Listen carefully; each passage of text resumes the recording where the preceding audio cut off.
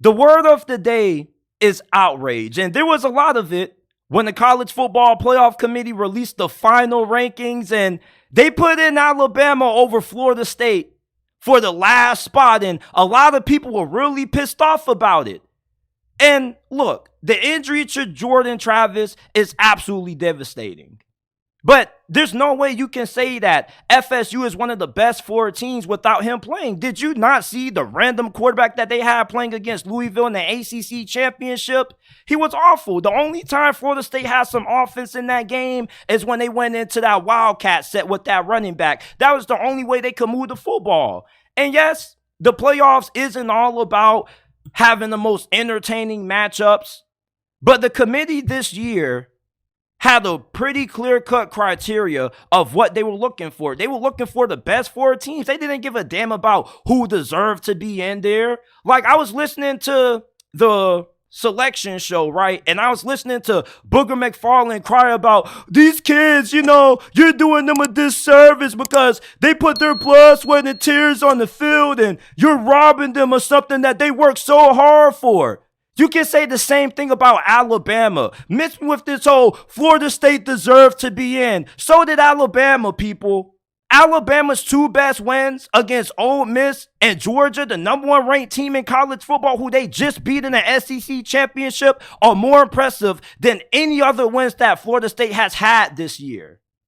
Look, I get that Alabama almost lost to Auburn. But Texas almost lost to Houston and Kansas State. Washington almost lost to Arizona State, one of the worst Power 5 teams in college football this past season. They almost lost to Washington State as well in the Apple Cup.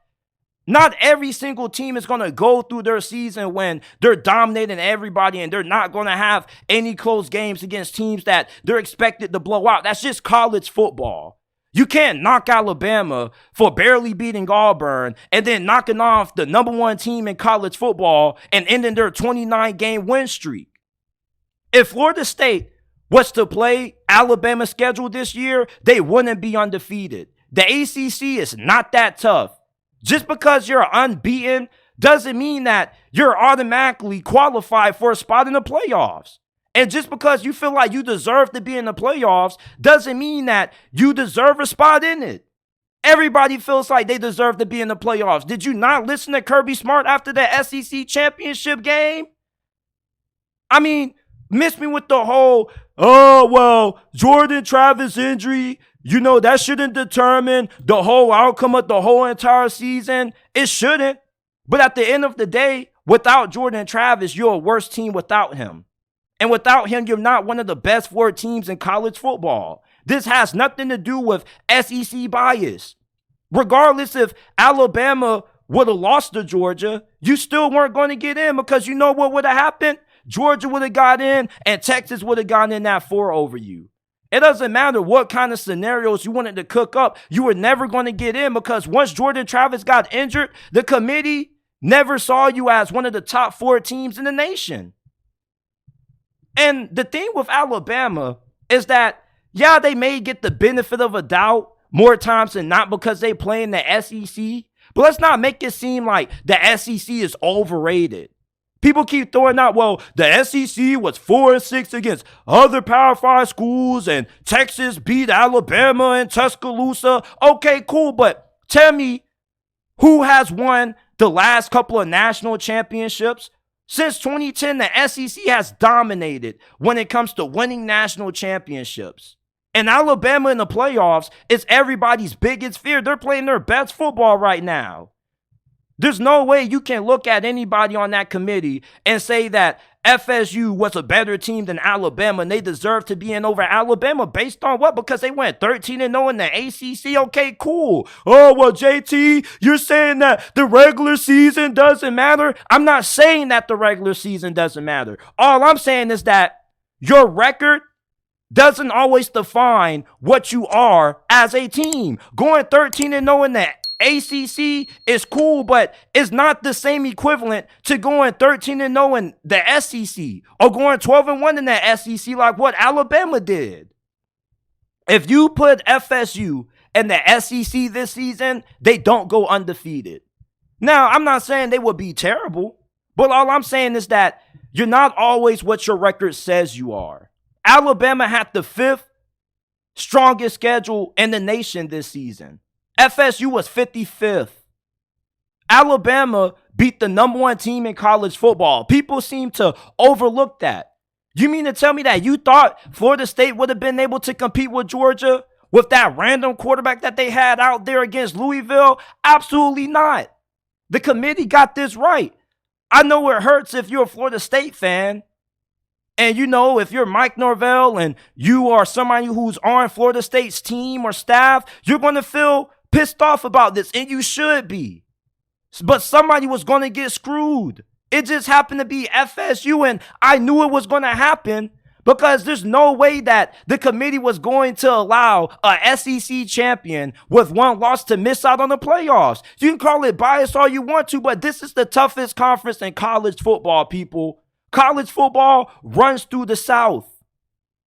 We got to stop making it seem like, oh, well, since they're undefeated, they deserve to be in. Alabama deserves to be in too. When you knock off the best team in college football, when you're able to beat Ole Miss, you deserve to be in. These are resume builders, and Florida State's resume wasn't good enough, especially when you look at how they played without Jordan Travis. Well, Ohio State, you know, they won it all with Cardale Jones. Cardale Jones didn't look like shit in his conference championship game. When Cardale Jones took over at the helm for Ohio State years ago when JT Barrett got injured, do you know what they did against Wisconsin? They smacked them. They put a 50 burger on them. They beat Alabama. Like, they went all the way with Cardale Jones at quarterback. This dude was fantastic. And the committee kind of felt the same way about Ohio State like they did with FSU. But the only difference is that their backup quarterback situation made the committee change their tone that season back in 2014. And Cardale Jones looked like good enough to be a starter anywhere else. You really think that Tate Rodemaker would have been good enough for FSU to be in a competitive game with Michigan, Washington, or even Texas? Like, people keep trying to make this seem like this was just a cash grab. No, it wasn't. Florida State, yes, you're 13-0, but just because you're 13-0 doesn't mean that you're locked to get in. And I was listening to, I believe his name is Joey Galloway. Once Booger McFarland got done crying, he said something that I really agree with. The college football playoffs never had a written rule that says the most deserving teams have to be in. It never was about picking the most deserving teams. This thing has always been about picking the best 4 teams in college football. And you really think that FSU fits that description of the best 4 teams in college football? If you do, you're delusional. You're smoking some good you know what. And you might need to pass me some. Look, I'm not an FSU hater. I wanted to see FSU in the playoffs. But if we are trying to put the 4 best teams in college football into the postseason, FSU doesn't fit that description without Jordan Travis. It hurts. I get that. You have a right to feel frustrated. You have a right to be upset. Hell, I was upset. But at the end of the day, I understood where the committee was coming from. Y'all making it seem like it's this big outrage that Alabama got in over FSU, man. This is a crime. This is a travesty. They almost lost to Auburn, who almost lost to New Mexico State. Who gives a damn if Auburn almost beat Alabama? Nearly every team in the playoffs had a mishap. That's just college football. We got to stop with the copium. We got to. There's no way you can tell me that Alabama, who played the 5th toughest schedule in college football this year, who beat Ole Miss, who beat the number 1 team in college football in Georgia, didn't deserve to be in over Florida State. They both deserve to be in. Somebody was going to get screwed. It just happened to be Florida State because they didn't have Jordan Travis. It hurts. I understand that. But at the end of the day, the committee gave a clear-cut criteria what they were looking for. They were looking for the best 4 teams. It doesn't matter about what has transpired in the past. The committee changes every single year. The same committee that was there that allowed Cincinnati to get in, that allowed Notre Dame to get in, they're not there anymore. So, of course, when you have new faces on the committee and it changes every single year, everybody's going to have different ways that they evaluate teams. And the number one thing that they've been kind of consistent with, even though they do have a lot of hypocrisy and a lot of inconsistencies, is that they are judging teams based on resume and the eye test. And did Florida State pass the eye test, barely surviving Louisville? No, they did not. They barely beat Florida. Florida's 5-7. Alabama's win against Tennessee is better than any other one that Florida State has this year outside of them beating LSU, and Alabama beat them too. I am not outraged about Alabama getting in that 4. Florida State, you can say they deserve to be in, but Alabama deserved to be in more. Their only loss came to Texas. Oh, well, JT, so you're telling me being an undefeated Power 5 champion means nothing? I'm not saying that. But what I am saying is that your record is subjective. Just because you're 13-0 in the ACC doesn't mean that it equates to the same weight of being a 12-1 SEC champion. We're not saying the regular season doesn't matter, but what we are saying is that your strength of schedule does.